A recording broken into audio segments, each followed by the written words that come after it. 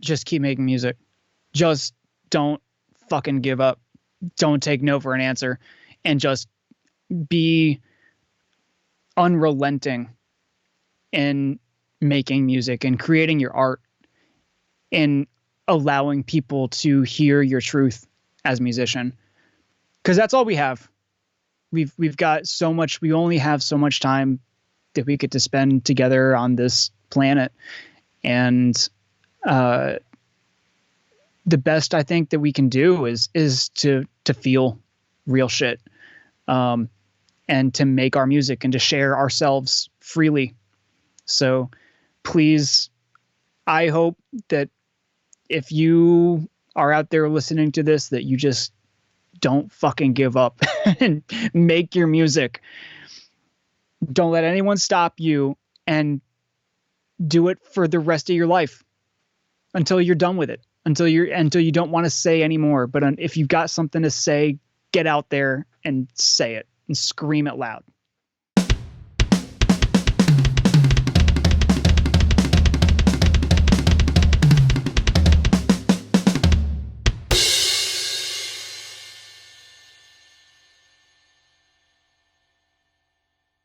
You know, I was actually picturing, like, if it's like a heavy metal guy, he has to go and play country next. He has to go into like the telephone booth where like Clark Kent goes in to like change back into either Superman or back into his human persona. So imagine something like that just coming out of it. So it's something like that. Yeah. I mean, I'm not that kind of guitar player. I've never been able to do that. I can't do that. But players who can just be, who have a chameleonic sense of guitar and can sit down and play anything. You give them the chords and they'll just rip. It doesn't matter if it's rock and roll or country or bluegrass or anything else. Absolutely. And I guess speaking of which, who do you consider to be your biggest influence, both on the drums and the guitar? Oh, that's an awesome question too. Drums first. Always first. It's hard to think of. My favorite drummer who's playing right now is Jamie St. Marat from the band Ulcerate. They're a New Zealand-based death metal. Yeah, I mean, I guess you would just call them a death metal band from New Zealand. And what he does, both in terms of just like raw power and nuance and melodicness on the drums, is, to me, it's like kind of the pinnacle of metal drumming, in my opinion. What he's doing with the instrument, he's my favorite, and he inspires. Like, it's hard. There's not a direct influence on like my drumming, say, right?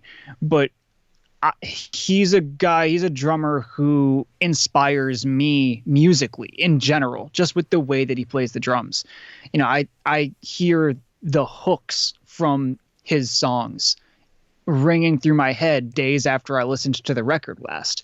You know, and that's special. That's like, sometimes I'll sit down with the guitar and try to emulate this rhythm that I remember in my head from a song, or from like some drum riff that he's doing in a song that's so distinctive.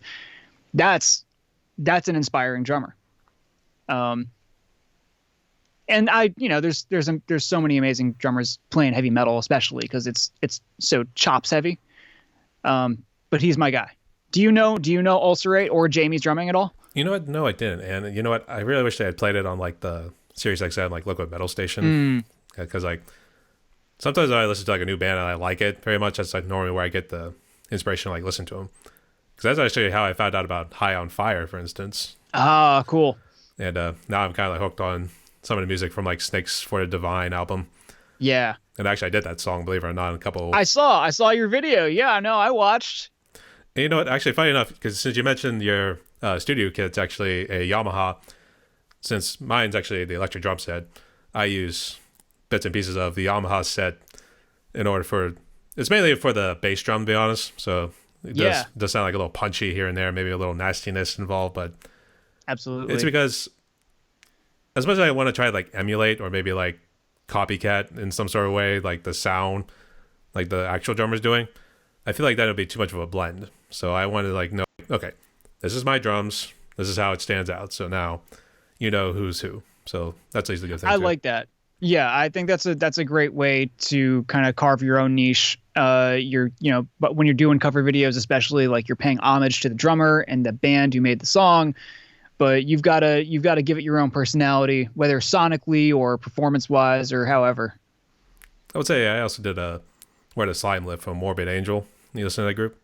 Oh yeah, yeah, yeah. I mean, I know. I watched some of your videos. I know that you're pretty metal knowledgeable yourself. So yeah, Morbid Angel. Uh, can I tell a little Morbid Angel story? I guess sure. Did you actually see him live before? I've never seen Morbid Angel live, but I cut my teeth in the recording studio stuff doing recording in Tampa, Florida, widely known as the death metal capital of the world, right? And I worked at a studio called Morrisound Recording. And at Morrisound, most of the heavy metal bands that anyone can think of from the 80s and 90s have done a record there. Morbid Angel did a ton of their records there.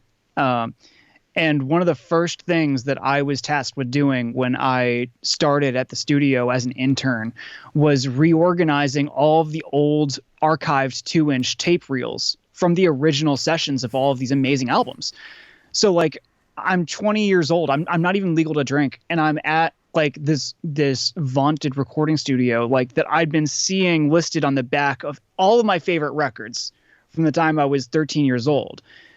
And I'm there, and I'm physically holding, like, master tapes from Morbid Angel, like, reorganizing them and moving them around the studio for storage and stuff like that. And I just had this moment where I was in, like, pure bliss as a 20-year-old heavy metal kid. Like, I'm holding gold, like pure musical gold. It's priceless. And that's, like, how I got my start in this industry, is doing that stuff. I actually got another drum cover in the works right now. I'm actually doing Angel of Disease from their Covenant album. Nice. You know, I think it might have been an earlier song, but I think I like this version a little bit better because maybe it was when they, like, first were starting off, and it's just like maybe a redone of it or something like that. But actually, speaking of Tampa, I reached out to this Lycan Studios a while back, and I was actually hoping to get them on, but I think that was before Ian had came around and probably decimated the whole place. I guess, is that Morrisound studio okay? So Morrisound, yeah. As far as all the hurricanes and stuff, the business had been in one location in Tampa for 30 plus years. And when I came to them, they had actually suffered a like catastrophic robbery. Oh boy.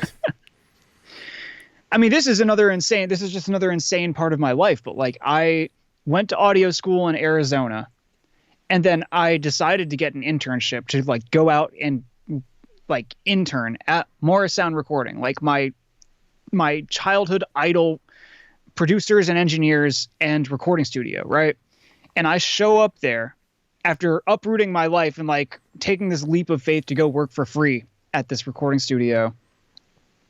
This is the super short version of the story, by the way. Yeah. I show up and the studio manager tells me, "Hey, yesterday we got robbed of literally everything in the building. Please don't show up. Don't come to our door, or else the police are going to think you're a suspect."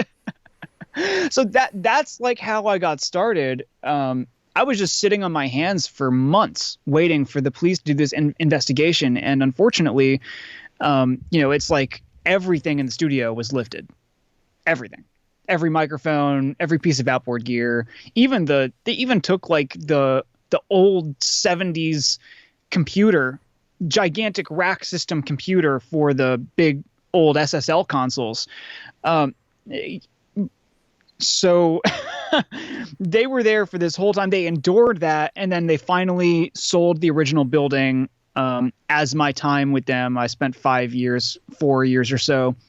Studio, the owners sold the original building and moved to a new location, downsized a little bit. They're still in Tampa. They're still doing great work.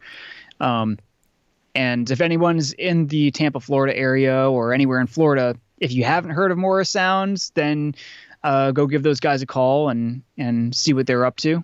If you have heard of them, then you know exactly how amazing these engineers and this recording studio and the history behind this place is. Absolutely, too. Actually, I was thinking of the Rick Rubin of like the. Did he used to work there, or was he always out in the West, kind of like in the California area? Not a Florida guy. I don't know. I mean, maybe it's entirely possible that Rick like was producing a record that was done at least partially at Morrisound, because, I mean, the studio was operating at a really, really high level and leading the a leader in recording studios and recording arts in Florida since the late 70s, I think. So that's our 80s. I'm not sure exactly the year that they opened, but some amazing outside engineers have passed through Morrisound over the course of their time.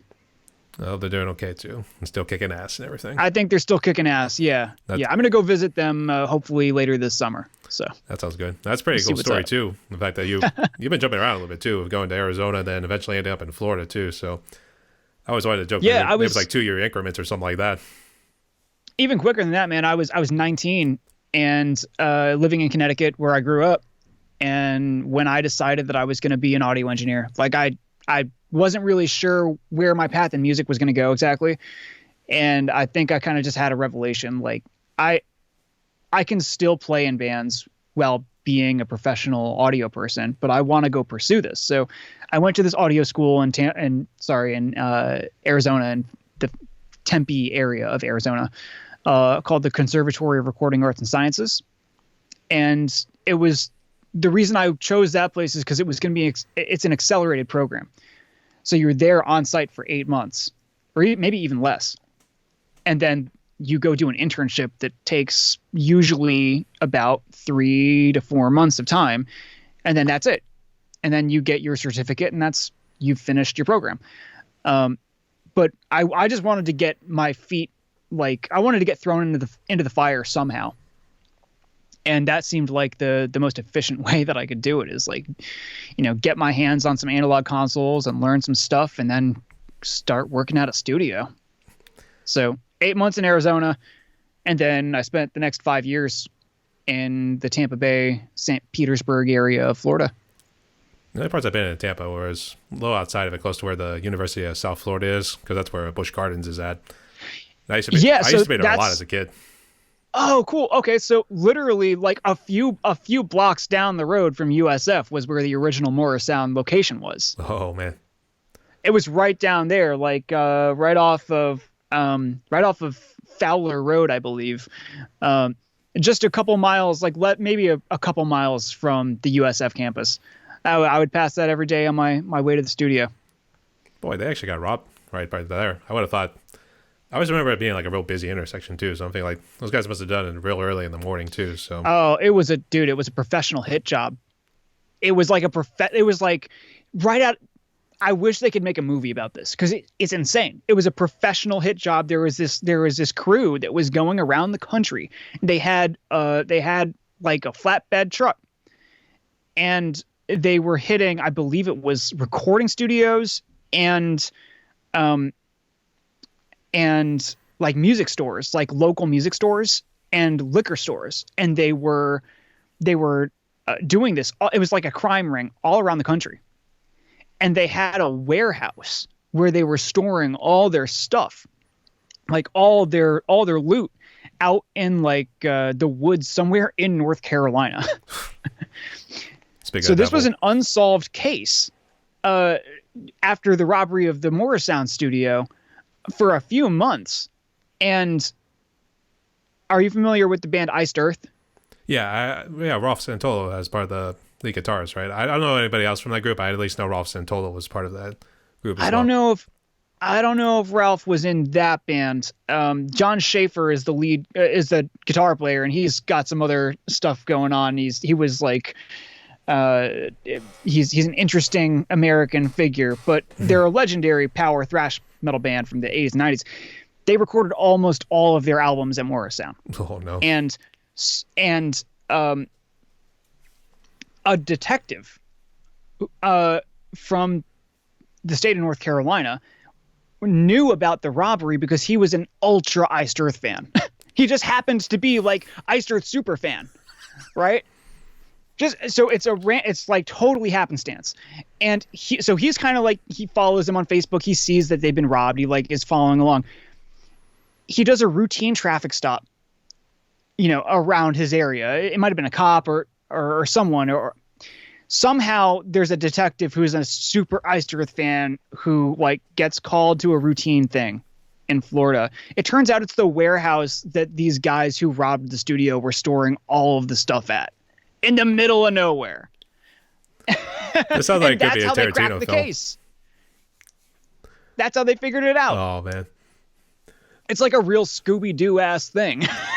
And I would have got away with that too. It weren't for you meddling kids and your stupid death metal. Yeah, exactly. Actually, I was thinking maybe it could have been like a Tarantino sort of film too. Maybe that's. Oh, it could be. It could totally be. Somehow funny too. Maybe they start screwing up one bit or the other. They accidentally shoot the Iced Earth detective in the face or stuff like that. That would be pretty bad too. But no. I mean, come on. I always love them. Oh man, I shot Marvin in the face. That sort of thing. So I always love that line. So that's a good one. I know. But jokes aside, right there. It's a good thing they at least got that all resolved right there. So that's good to hear. Yeah, it's just a wild story. Like my time at that studio was incredible, and I had such an amazing time learning about how to do this and being a part of so many amazing records while I was there. It's just another ridiculous thing that happened in the world of music, like the robbery and the way that all went down. How I came to them right when they got robbed, and then they eventually kind of rode off into the sunset by selling the original building and moving on to a new place. So that's good to hear. All right, still kicking ass. All right. Yeah. So let's see where we're at right here in this little script right here. So I forgot to ask, what brand are your picks whenever you play on a guitar? Oh, like the kind of guitar I play? Yeah. My main, so like I really like Les Paul style guitars. Like the Les Paul shape is really comfortable for me, and I like how typically like heavy a body those are made with. So my favorite guitar that I use the most right now is an LTD EC1000.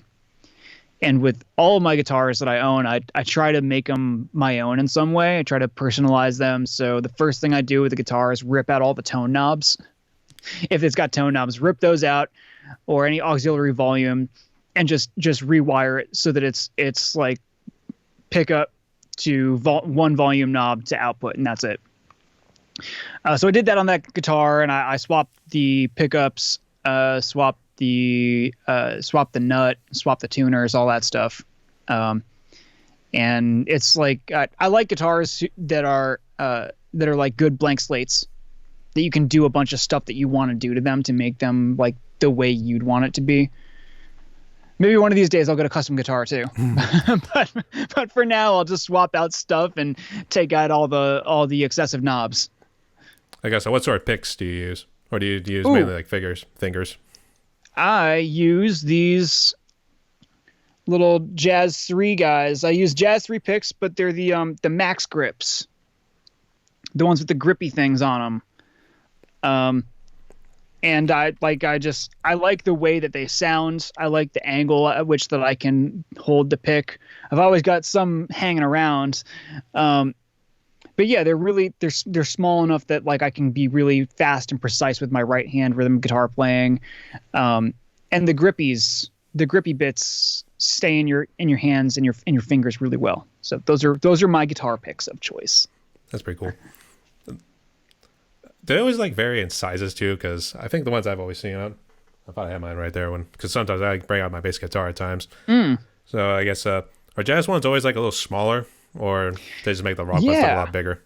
Yeah, so there's all different kinds. There's like this is like a larger pick. This is like the size of a normal like Dunlop Tordex pick, and then by comparison, if I can show these two of them together, like that's kind of an approximate size difference. Oh boy. Yeah.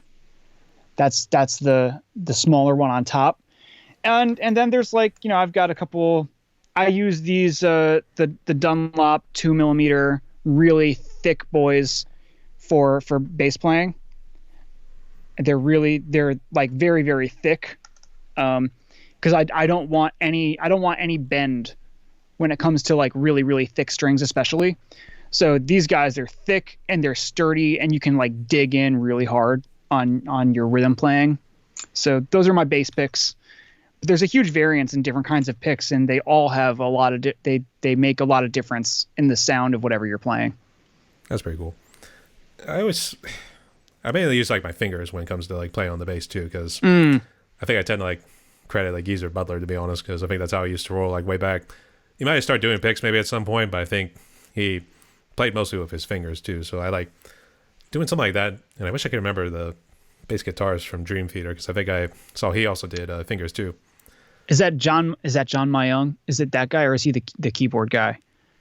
That's a good question. I don't remember. You remember more of the band names, but then you remember like some people like in the groups here and there if you like study them a good bit too. So unfortunately, I wish I could remember. So your guess is as good as mine at that point. Maybe, but either way, yeah, like the fingers or not on bass really is, there's no right answer. It's just like sometimes it better suits the material to be playing with your fingers versus playing with a pick. That's something that I love. Like if I get to produce a band all the way through and I'm recording a bass player, like sometimes there are parts in some songs that, hey, I want you to like, I want a little bit of a softer feel for this kind of part, and then I want us to dig in more with a pick, maybe in a big chorus or something like that. That's something that we might do. But it depends on the music. You know, I think I like David Ellison's little take, because I think when he came to Megadeth in the beginning, he actually did start playing with his fingers. But then obviously, as it kept getting progressively faster, he then switched to the pick too, because it gave him a little bit more, I don't know, easier way to like move between everything. Yeah. Obviously, because Dave Mustaine and Marty Friedman are going crazy on albums like it was Rust in Peace, because actually that's right, it was Chris Poland on the Peace Sells album, and then Marty Friedman came after that. So obviously everyone on those albums are just shredding out of their minds, to be honest. Probably jacked up on some sort of drugs or God knows what. So it was a time. But I mean, there's so many, there's a lot of really incredible like metal players who play really fast just with their fingers. Like Alex Webster, Cannibal Corpse is the first one that comes to mind, and he's a finger player, and he gets great attack and clank and sharpness, bite with just his fingers. And then there's other guys who can manipulate the sound differently while still playing super fast. Like, are you familiar with the band Defeated Sanity? I have actually heard of that group, yeah, and I think I heard a couple songs, but what's up? Incredible death metal band, like extremely technical and extremely jazz influenced. And the bass player, Jacob Schmidt of Defeated Sanity, plays with his fingers, and he's just a master at manipulating the bass guitar. He can dig in and play like super quick, like 4-finger style 16th notes, just as much as he can play like a traditional, almost like jazz style bass, along with incredible out of control death metal. And it works. It works so well. Actually, another name that came to mind was Ryan Martini from Mudvayne, and very well known for that bass sound and style. It really helped define nu metal. There was that. I mean, like he was. I don't think there was any song where he was not like dominating over Craig, who's the guitar player, and everybody else. I mean, he just went above and beyond too. I mean, it made LD50 stand out. So it's such a huge part of the music. Yeah, the way that the bass sounds and was played on those records. I think too, and I actually heard a song last night from Primus. It was the anti-pop. Yeah, and Primus is another great example. Like that, you don't have Primus without Les. Like Les is Primus, and that bass sound is what we all think of when we hear those songs. You know what? I didn't actually think he dominated a whole lot, or I shouldn't say that. It was more along the lines like I didn't think they actually had a guitar player, because I think I remember one song was like "My Name Is Mud," and then this one was anti-pop, and I think the other one was like Jerry Was a Race Car Driver, where they started at least incorporating a guitar player into it now. Yeah. So I was saying like, oh, he just wants to dominate it all with the bass too, even though it might have been like the same sort of riff. He's probably just hitting it with his thumb like this and just like going boom, boom, and stuff like that. So slapping that thing real hard. Slapstick bass comedy. So, that's what I like to call it too. I like to call it slapstick in this sort of way whenever you think about it. But it's pretty funny. It's like it's such an incredible skill to be able to slap and pop and to do that musically. I mean, even guys who utilize slapping on guitar, like Tosin Abasi from Animals as Leaders helped put kind of that style on the map a little bit. He frequently plays very percussively on his guitar, almost like you would if you were a bass player slapping on a bass.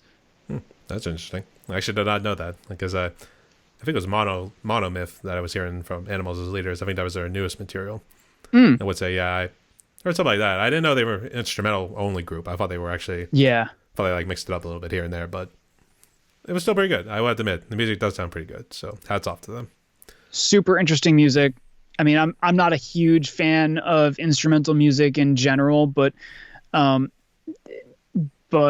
think bands like Animals as Leaders they're both engaging with what they're playing, but also forging new ground musically. They're constantly trying to innovate in their own way, in a similar way that like they were kind of Polyphia is blowing up right now, and Animals as Leaders was doing that before them. They were doing the same kind of like instrumental melodic thing that has some mainstream appeal because they write hooks.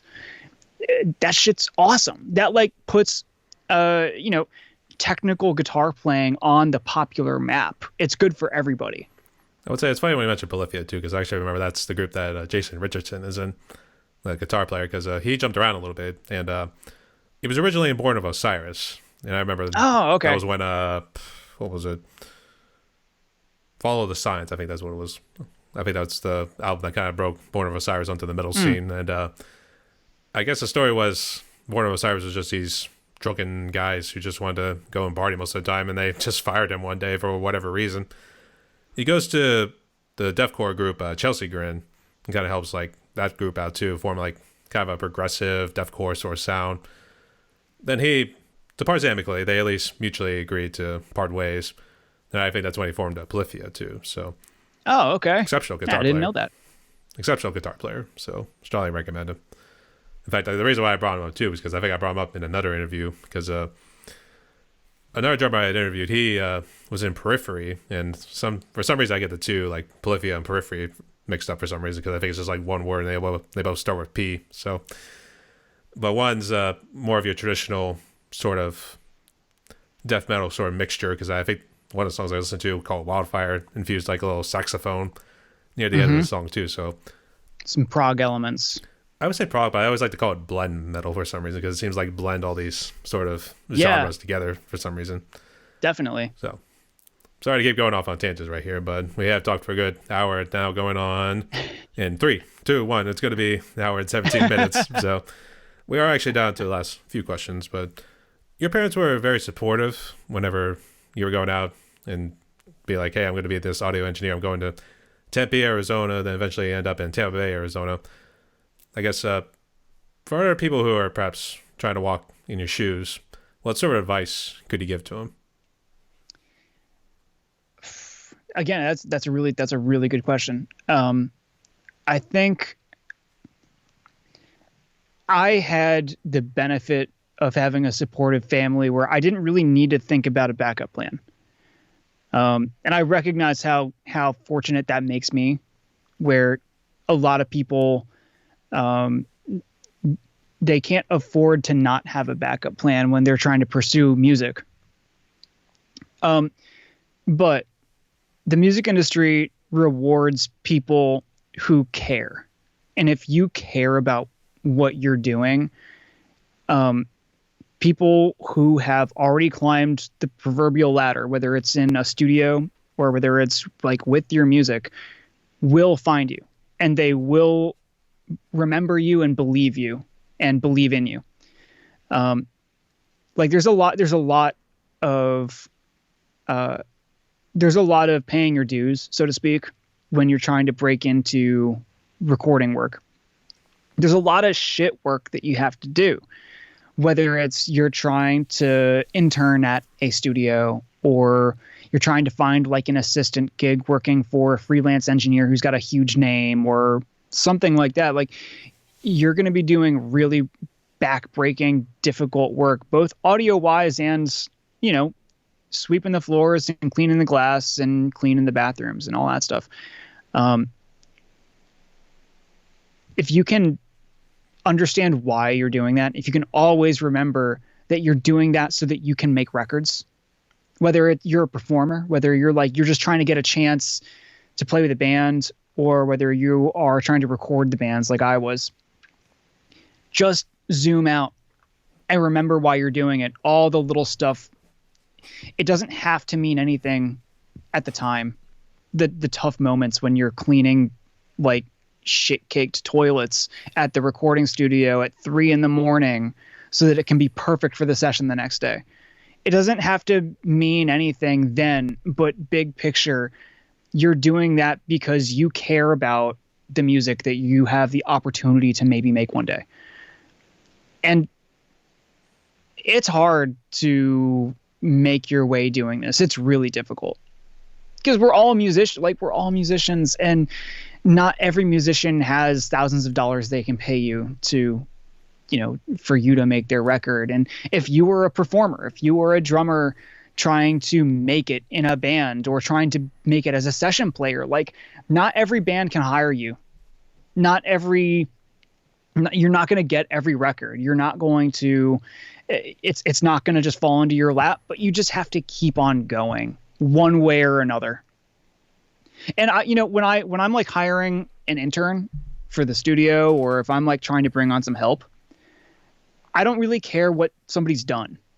I care that they care, and I care that they've got an optimistic attitude and that they're like not bringing down the vibe in a session.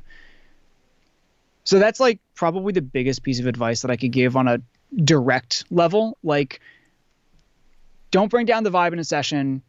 Just be able to hang and be able to like be flexible as much as you can when you're just trying to break in. And that flexibility and willingness to do whatever is needed to get the job done that day is going to endear you to anyone in the music industry.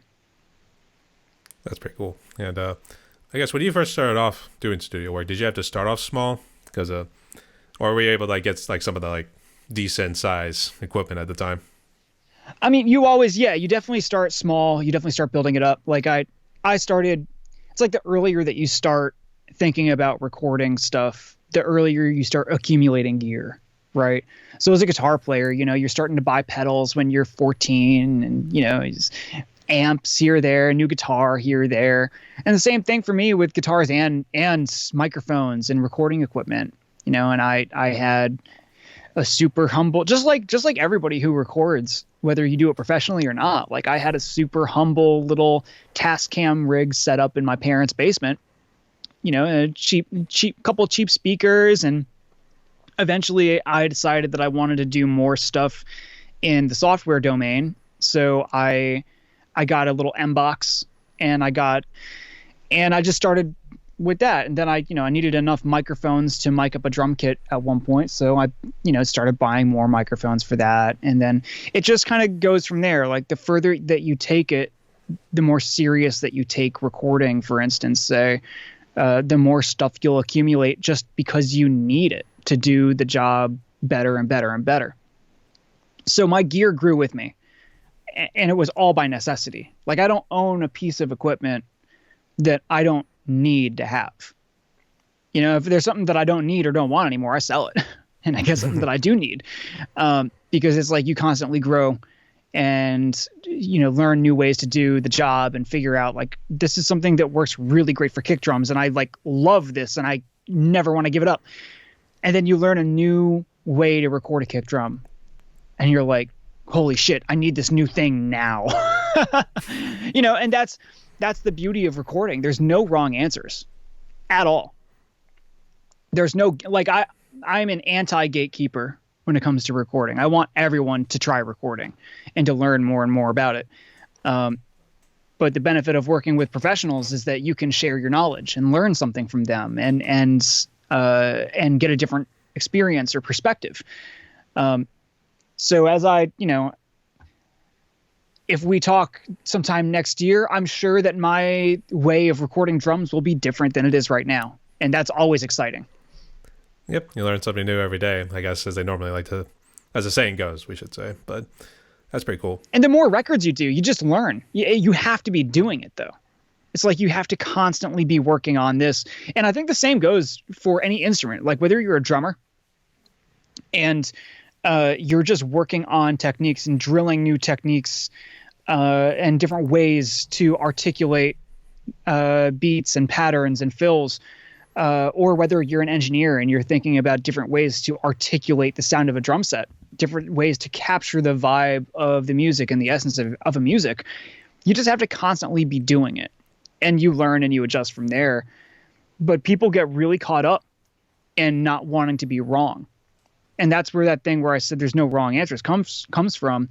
Whether you're a musician and you don't record at all, or you're trying to be an engineer and tailoring what you do more to that, be wrong as fuck, and see what it sounds like, and learn like, okay, this is not working. What do I have to tweak to make this work? Like that's how I learned how to do this and get good at it. Is I sucked first, and I sucked really hard. And then I tweaked one variable at a time to figure out why something was sucking. And I think that not being a real professional drummer myself, I can't say that's how it would necessarily work the same way, but just theoretically and conceptually, philosophically, like, just keep doing it and don't take no for an answer, and like learn something and figure out a different way if something's not quite working right. It comes with the experience. So absolutely. Yeah. So, all right. So we are down to the last 3 questions here, and each one I think is going to get a little increasingly difficult. So let's see how you handle this one. So, all right. Let me just see. I guess we'll start with Asheville first. What do you love most about it? I love the music. I love the beer. I love the food. I love the mountains. I love the weather. I love the way that the air feels here. I love a lot about Asheville. And every place has its problems, but Asheville is a wonderful place to come visit. And if somebody wants to be in a place that's kind of blowing up music-wise, this is a great place to be a part of stuff. That's pretty good. I guess they don't have too much of a homeless problem or anything like that. I think every place has unhoused people, and that's a big problem societally that isn't confined to one city or another. And it gets brutally cold here sometimes, but more of the time it's temperate weather. So folks who are unhoused sometimes come from colder climates to a place that's more temperate, like Asheville. All I'll say about this is that there's deep rooted societal issues in our country that impact and exacerbate the problem with houselessness and just people having enough money or resources to have shelter. And it's heartbreaking. Asheville is not the only city with a homeless problem. And the Asheville city government, could do more to better get to the root causes of why people are losing their homes and ending up without shelter. But I don't think Asheville has a bigger problem than anywhere else. I think it's just a problem that we as a country have. Yeah, I think I can relate. I know there's always see some people with homeless issues in and around Pittsburgh too, and it is kind of heartbreaking. And you really think there would be an easier way, but then it feels like everybody's got to like stop at some point here and there because it's like something they don't agree on politically or ideologically or something like that too. And I just don't think it should be political. I don't think that the question of people not having shelter should be a politicized issue. And I understand that it's very complicated and it involves both political factors that are separate from just the basic fact of this person doesn't have a roof over their head. But it's just like, it's 2023, man. Like, we got robots and shit. Like, can we get these people some houses? Yeah. One would hope. One would hope. So here's hoping for something better going forward in the future. So yeah. So for the second one, what do you love most about music? I love most about music the push and pull between dissonance and resolve. I love that's what I love, whether it's a rhythmic resolve or whether it's a melodic dissonance and resolve. I'm not a person. I don't love like noise and like noise music. And I don't really love super atonal music that never ends up resolving melodically at any point. Because I feel like there needs to be a balance of, and that push and pull thing. I fell in love with music that reaches in your soul and allows you to feel what you need to feel, right? And I think if you break it down like into what's doing that, for me at least, like the thing that's actually doing that mechanically is this difference and a differentiation between a dissonant passage of music and a resolved passage of music. So that's what I love about it the most is when an artist or a band or even just a song idea comes into your head and you think, let's play out, like outside the box, rhythmically or melodically, and then let's bring it back in and have a satisfying resolve in some way and give the listener that exhale. It's funny when you mention about... Does that make sense? Well, when you mention about dissonance too, I think about some of the death metal acts as well. I don't know. Do you know about Decapitated and Immolation? Oh, yeah, absolutely. I mean, I grew up having a brother playing heavy metal. You know, we grew up idolizing the Decapitated brothers, Vitek and Vogue. And Vitek, unfortunately, no longer with us. But the Winds of Creation album was like so instrumental in us being like, yes, we can be brothers playing death metal. Yes, they're doing it. They're 15 years old doing this in Poland and making sick death metal. Why did that? So, how come you and your brother didn't decide like, hey, let's just jump in and just do a death metal act? Because you had like... Well, we did. I mean, we were doing that when we were 15. We were in our own little bands. I mean, not everybody can be decapitated when they're 15, and we sure weren't. No, but we did our best. I had Matt playing blast beats when he was 11 years old, 12 years old, and we were doing that thing. My brother Matt, that's his name. So yeah, we were trying our best. I mean, he's got some old ass drum videos from like when he was 12, 13, 14 on his channel, which shit, if I can remember what it was, I'll tell you. But he was playing some Nile songs back then. He was playing some Spawn of Possession songs, like some crazy shit for like a young teenager. And that's kind of what we were doing. We were working on that stuff. Oh, that's pretty sweet. Because you do hear about like some of the metal groups, like the Abbott Brothers, Vinny and Dimebag, who made Pantera. Yeah. Hoffman Brothers, who were in Deicide, or however you pronounce it. I know the Vogue Brothers, or I wish I knew how to pronounce their last name. I know Vitek and Vogue were their first names, right? Yeah.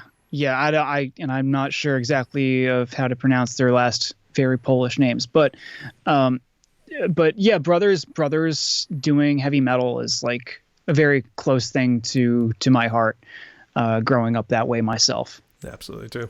It would be nice maybe at some point, maybe if you and your brother could put something together and see where it goes. Well, we did. I mean, we played in bands. We didn't get into any of my bands, but like all of the musical projects that I've had up to this point, he played drums in. So like the most recent thing that I did was a band called Stone Healer. And Matt played drums on that record for me. I wrote every note of the music and I played everything except the drums, and he drummed on the record. And for anybody who's really into metal, progressive metal of any variety, I think that you would get some enjoyment out of it. The album was really like me bearing my soul in every way, lyrically and musically. And Matt's drum performance is absolutely insane. And I think that a lot of the people who reviewed it said you can hear the brother chemistry on it. So if you're interested, check out the Stone Healer album. We put that out in 2021. The album's called Conquistador. Oh, that's pretty sweet. Yeah, and I remember Conquistadors was a Misery Index song too, so that's pretty. It cool. was, that's yeah. So that's all going forward with you and your brother. So maybe you can keep doing some more material and see if it makes it a little. I hope so. Little extra income on the side too always helps. So we did pretty well with the last album. with the Stone Healer album. And Matt is not, he's not drumming as much anymore. He has other life things going on. But no, he's genuinely one of the best drummers that I've ever seen in my life, especially at a young age too. And he was doing it. He was doing it since he was like 12. Our first band, we were playing our shows when he was 12 and I was 16, and like playing fast ass heavy metal. I think we were doing like Goat Whore covers and In Flames covers and stuff like that. And he was absolutely shredding it. He was absolutely killing it. That's pretty awesome. We did a Death cover one time. We covered Crystal Mountain by Death, and he absolutely slayed it. The dude was amazing. Absolutely. And God bless your brother too. So yeah, he's good. He's a good one to have around. So absolutely. And we are down to the last question too. And okay, this one the answers may seem a little cliche, but I always like to ask this question because I like to know people's responses to it. But given what COVID has done, and I think what people need these days is like some sort of hope. So what sort of message of hope could you give to musicians and people out there? Just keep making music. Just don't fucking give up. Don't take no for an answer, and just be unrelenting in making music and creating your art and allowing people to hear your truth as a musician. Because that's all we have. We've got so much. We only have so much time that we get to spend together on this planet, and the best I think that we can do is to feel real shit, and to make our music and to share ourselves freely. So please, I hope that if you are out there listening to this, that you just don't fucking give up and make your music. Don't let anyone stop you, and do it for the rest of your life until you're done with it, until you don't want to say anymore. But if you've got something to say, get out there and say it and scream it loud. Spoken like a true prodigy. Actually, you're kind of using like a little bit of the Jimmy V sort of quote right there. Don't give up. Don't ever give up. So there you go. Yeah. So, yeah. I also like college basketball, so go Huskies. Did you have UConn going the whole way? Of course, because I'm from Connecticut, man. Those are my boys. Fair enough. Yeah, actually, you know what? My mom actually had it right the one time. I think that was when they had like Kemba Walker on her team a few years back. Cardiac Kemba. Yeah, man. You know what? She literally gets that right. She got Connecticut all the way, and I think that's awesome. Did they win last night? They won last night. They're going to the national championship game. That's good to hear. You know, I told my mom because originally I was trying like Gonzaga or UCLA originally, and after Gonzaga lost by 30, I went up to my mom. I was like, I don't know what's more unsettling, the fact that Gonzaga lost by 30 or the fact that you have the possibility of being right or something like that. Fair enough on either count. But you know what? Who was it now? It's going to be San Diego State. That's right. They won on a buzzer beater. Against San Diego. You know what? You guys all the way. You guys got it. So I'll give it to you. All right. I hope so. Yeah. Right. So, Dave, we reached the end of my podcast right here. We did talk for a good bit right here. So I guess, did you have any final words or any shout outs you want to say? I guess, did you have any questions for me? That's what I forgot to ask before we jumped into the last question there. Well, I'll just say I really appreciate you first reaching out. Before that, giving the Drummers channel a shout out on your video, and the fact that we've gotten introduced and that you reached out and that you were so gracious and willing to have me on the pod. I just appreciate it all. And you know, as much as the drum video channel is one part promoting myself and the services that I offer at my studio, it's equally, if not more, about promoting everybody else. So I just want to say, please, if you guys anything I had to say or are intrigued, go check out the Asheville Drummers Alliance YouTube channel. Check out the awesome drummers that we have out there. We're trying to keep it one video a week as much as I possibly can. And every Wednesday, there should most of the time be a new video going up of somebody from the Asheville area or who's visiting the Asheville area. doing something in the studio or live, or some kind of drum related performance video. So we've got amazing musicians here, and they all want to be seen. So check them out. It would be nice to get more on the podcast here too. So I guess if you want to pass along the info, we should say spread the gospel. Absolutely. All music matters in that.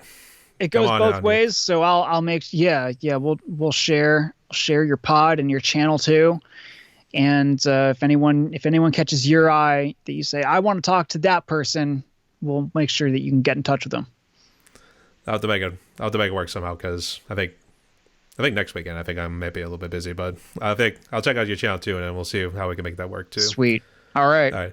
Well, thank you so much, Brian. It was a pleasure talking with you. No worries. And everyone, my guest today was Dave Kaminsky, hailing from Asheville, North Carolina. Go subscribe to his channel. Hit him up on the socials. I guess are you on Facebook, and what other social media channels are you on? Yep, it's Asheville Drummers Alliance on YouTube, Asheville Drummers on Instagram, and Asheville Drummers Alliance on Facebook as well. That's where we're present.